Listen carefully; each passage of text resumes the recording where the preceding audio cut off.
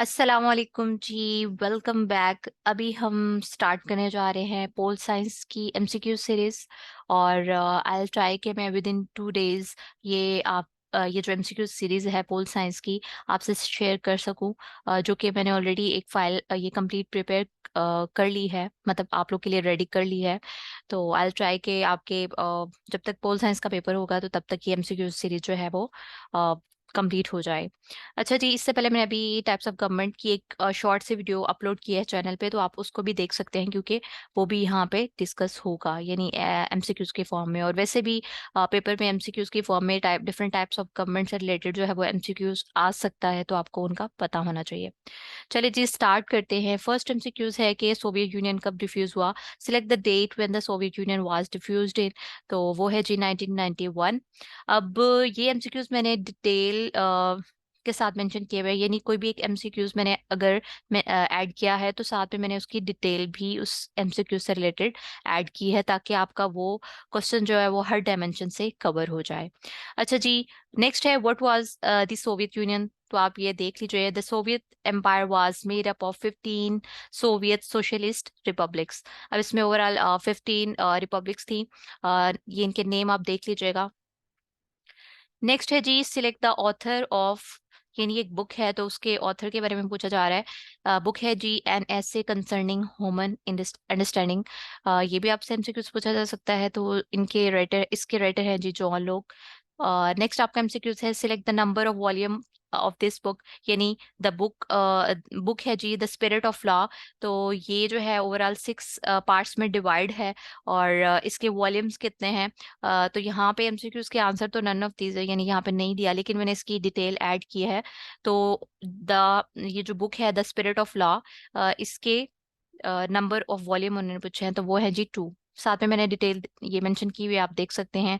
अच्छा, इस बुक के बारे में भी थोड़ी सी डिटेल मैंने मेंशन की हुई है। The spirit of law also non in English as the spirit of the laws is a treatise on political theory as well as pioneering work in comparative law।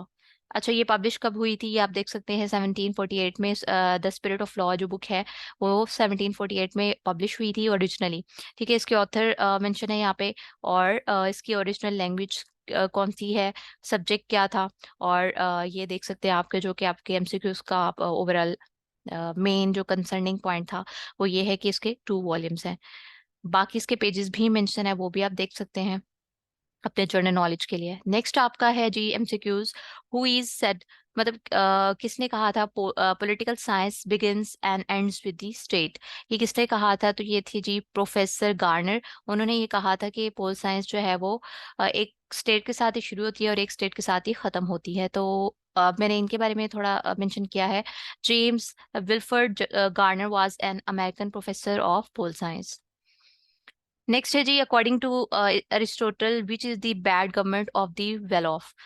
यानी अब यहाँ पे देखें, जैसे मैंने आपसे अभी ही वीडियो के स्टार्ट में आपसे डिस्कस किया है और आपको बताया है कि अभी मैंने टाइप्स ऑफ गवर्नमेंट की एक वीडियो जो है वो अपलोड की है। तो ये आपके इस एमसीक्यू, वो जो वीडियो है वो आपके इस एमसीक्यू से रिलेटेड थी। ठीक है, तो अब ये टाइप्स ऑफ गवर्नमेंट यहाँ पे मैं एक्सप्लेन नहीं करूंगी, आप इसके लिए मेरी जो अभी मैंने वीडियो अपलोड किया है उसको देख सकते हैं। अच्छा जी, अरिस्टोटल के अकॉर्डिंग जो है सबसे जो बुरा बैड यानी गवर्नमेंट सिस्टम है वो कौन सा है, वो है जी ओलिगार्ची।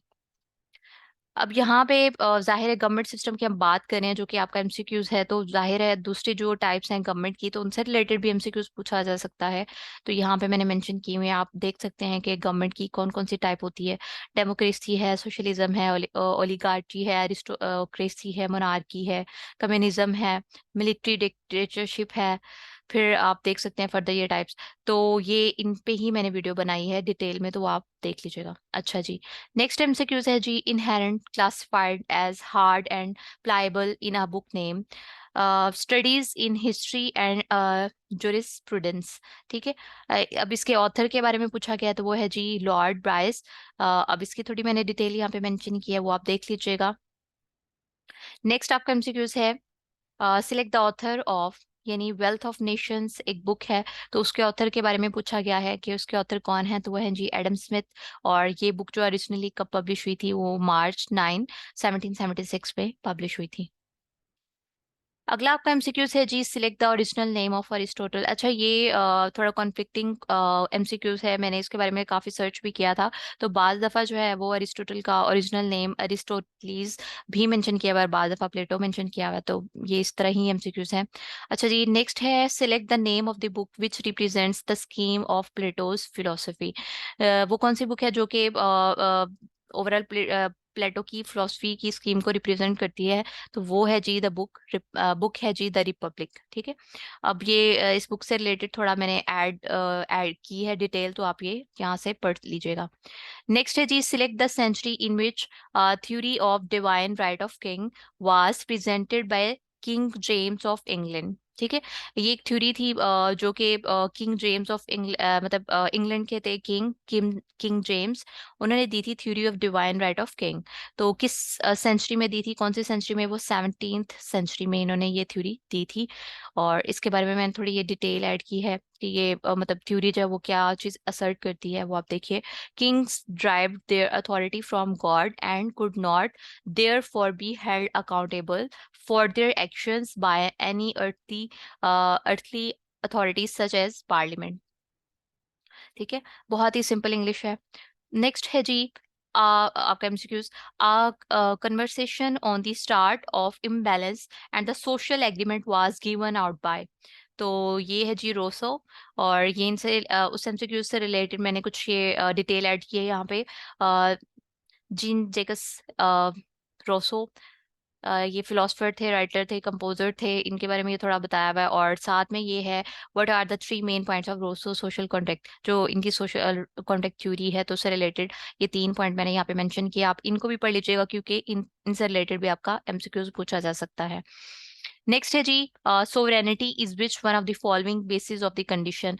तो सोवरेनिटी जो है वो कौन सी कंडीशंस पे बेस करती है? तो वो है जी स्पिरिचुअल। ठीक है, फिर है जी अगला MCQ, select the name of the person who is said the body of principles recognised and applied by the state in the administration of justice. तो ये किसने कहा था जी? सेलमन ने कहा था।